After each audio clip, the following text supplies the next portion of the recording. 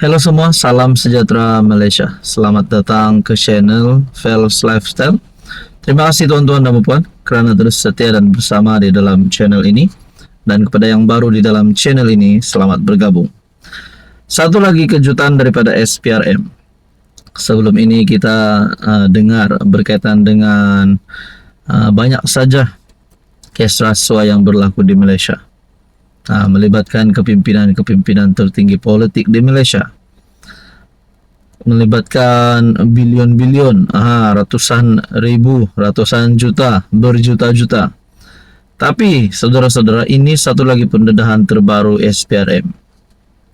Ini melibatkan isu projek RM 4 juta. Dan ini pasti mengejutkan Anwar Ibrahim sebagai Perdana Menteri, mengejutkan seluruh menteri di dalam kabinet kerajaan perpaduan, dan mengejutkan kepimpinan pembangkang juga. Isu projek RM 4 juta di BKL, ini penjelasan SPRM. SPRM tidak mahu bertindak terburu-buru dalam isu pemberian projek bernilai RM 4 juta berkaitan Dewan Bandaraya Kuala Lumpur, kerana ia membabitkan dakwaan yang dibuat melalui media sosial. Ketua Pesuruhjaya SPRM, Ansri Azam Baki, berkata pihaknya akan melakukan analisis menyeluruh terhadap dokumen yang diberikan di BKL untuk mengesahkan dakwaan tersebut terlebih dahulu. Di BKL akan menjalankan siasatan mereka mengenai isu ini. Sementara penyiasat saya meneliti dokumen-dokumen tersebut, katanya. Menurutnya, masih terlalu awal untuk mengatakan SPRM sudah membuka kertas siasatan mengenai perkara terbabit. Saya telah mengadakan perbincangan dengan Datuk Bandar Kuala Lumpur, Datuk Seri Maimunah Muhammad Sharif, dan beliau bersetuju berkongsi dokumen berkaitan isu ini dengan kami. Bagaimanapun, biar penyiasat saya menganalisis dokumen terbabit. Sebelum ini, Menteri Wilayah Persekutuan Dr. Zaliha Mustafa berkata, siasatan perolehan projek di BKL sedang dijalankan pihak audit dalaman di BKL tanpa memberi tempo untuk siasatan itu disiapkan.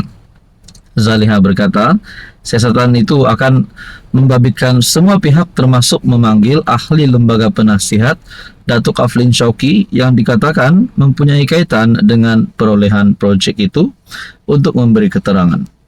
Nah, melalui isu ini saja, adakah dengan ini akan ada tangkapan yang berlaku, akan ada serbuan yang berlaku, akan ditemukan duit beratusan juta ataupun berbilion? Apapun, kita nantikan saja apa yang akan berlaku. Saudara-saudara, tuan-tuan dan puan, apa komen Anda?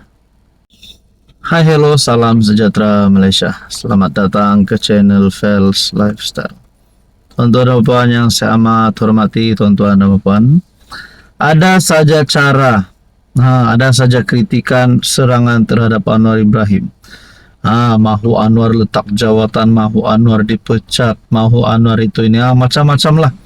Mereka mahu Anwar jatuh. Tidak lain dan tidak bukan daripada kepimpinan pembangkang Perikatan Nasional. Sebelum ini, Ketua Pembangkang Hamzah Zainuddin telah membuat kenyataan Anwar Ibrahim derhaka. Ini melibatkan isu Tita Addendum. Ini lagi satu tulisan daripada Harapan Daily. Tuduh PM derhaka, satu fitnah jahat. Backbenchers selar pembangkang. Saudara-saudara, Kelab Penyokong Kerajaan Madani Backbenchers Club BBC menempelak tuduhan Ketua Pembangkang di Dewan Rakyat yang menuduh PM derhaka terhadap institusi diraja berkaitan isu Tita Addendum. Saudara-saudara, kenapa Hamzah Zainuddin yang menjadi antara pertama dan di depan untuk bercakap berkaitan dengan ini? Mana Muhyiddin Yassin, yang pernah menjadi PM, yang kita dapat lihat paling terdekat untuk menjadi Ketua Pembangkang. Namun, yang menjadi Ketua Pembangkang hari ini adalah Hamzah Zainuddin. Adakah Muhyiddin lari Adakah Muhyiddin hilang takut Anwar Ibrahim? Itu menjadi persoalan dan pertanyaan. Dan yang seterusnya, kalau PM derhaka, kenapa hari ini Anwar Ibrahim masih memegang jawatan Perdana Menteri? Kalau derhaka sudah layak dipecat. Buat apa rakyat Malaysia mahu Perdana Menteri yang derhaka? Betulkah? Kelab itu dalam satu kenyataan menegaskan tuduhan pembangkang adalah fitnah jahat. Kerana Datuk Seri Anwar Ibrahim sendiri telah mengesahkan tita tersebut tidak pernah diserahkan kepadanya. Malah urusan berkaitan titah edendum adalah di bawah bidang kuasa Jabatan Peguam Negara dan bukan di bawah tanggung jawab Anwar sebagai Perdana Menteri. Kami, Kelab Penyokong Kerajaan, ingin menegaskan bahawa tuduhan yang mendakwa Perdana Menteri menderhaka terhadap institusi diraja adalah satu fitnah jahat dan tidak berasas. Tiada unsur penderhakaan oleh PM. Menyatakan fakta yang benar tidak boleh dianggap sebagai penderhakaan. Kelab itu menambah, tuduhan pembangkang adalah taktik lama untuk mengelirukan rakyat dengan memainkan sentimen institusi diraja demi kepentingan politik mereka sendiri.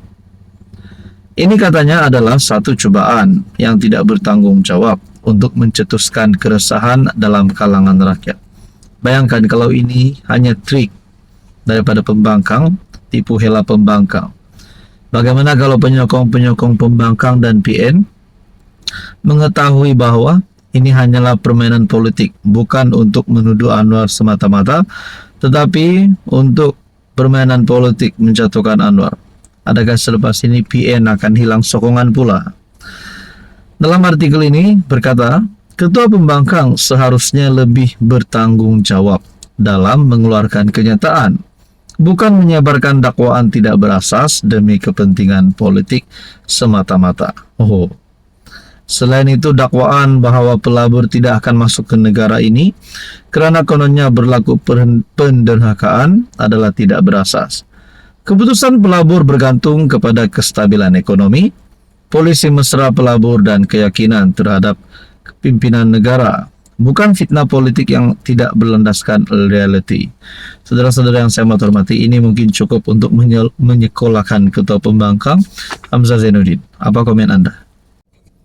Hello semua, salam sejahtera Malaysia. Selamat datang ke channel Fels Lifestyle. Terima kasih kerana terus setia dan terus bersama di dalam channel ini.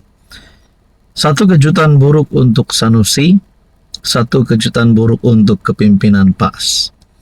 Nah, saudara-saudara, siapapun yang memegang jawatan tertinggi, yang memegang jawatan ketua, menteri besar, dan siapapun yang memegang jawatan tertinggi sudah pasti memerlukan satu contoh, menjadi contoh yang baik kepada rakyat, terutamanya di tempat ataupun di kawasan beliau sendiri.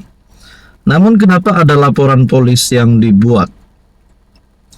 Beberapa laporan polis di seluruh negara, bukan seluruh negeri, tetapi di seluruh negara terhadap Sanusi. Di sebalik kritikan amanah, teruskan laporan polis terhadap Sanusi, kata SUA.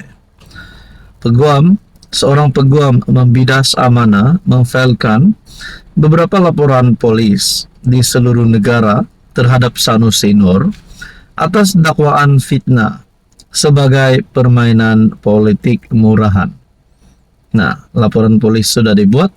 Adakah credibility status Sanusi sebagai menteri besar, sebagai pemimpin PAS, sebagai wakil rakyat PAS akan terjejas? Gelaran beliau akan terjejas. Nah, menjadi persoalan dan pertanyaannya lah selepas ini apa yang akan berlaku kepada Sanusi Nur. Amanah akan meneruskan laporan polis di seluruh negara terhadap pemimpin PAS Sanusi di sebalik kritikan seorang peguam yang menyifatkannya sebagai permainan politik murahan. Setiausaha Agung Amanah Faiz Fadzil berkata, tindakan Tindakan dilancarkan sejak Sabtu lalu itu diteruskan sebagai usaha mendidik masyarakat menolak budaya fitnah, selain merasakan terhina dengan fitnah dilemparkan. Kita akan teruskan laporan polis yang bermula sejak Sabtu lalu. Tindakan itu diambil sebab kita rasa terhina dan tidak mau fitnah terus dilakukan pemimpin PAS. Mereka seolah menjadikan fitnah itu satu budaya dalam masyarakat. Saudara-saudara, bukan saja Sanusi, tapi beberapa lagi isu yang berlaku sebelum ini yang melibatkan Pesuruhjaya PAS Perak dengan Menteri Belia Sukan, yang melibatkan Siti Mastura dengan pemimpin DAP. Nah, adakah dengan ini saudara-saudara tiada lagi akan menyokong PAS selepas ini? Nah, pada akhirnya laporan polis dibuat. Nah, apa yang akan berlaku kepada Sanusi selepas ini kita nantikan saja. Apa komen Anda?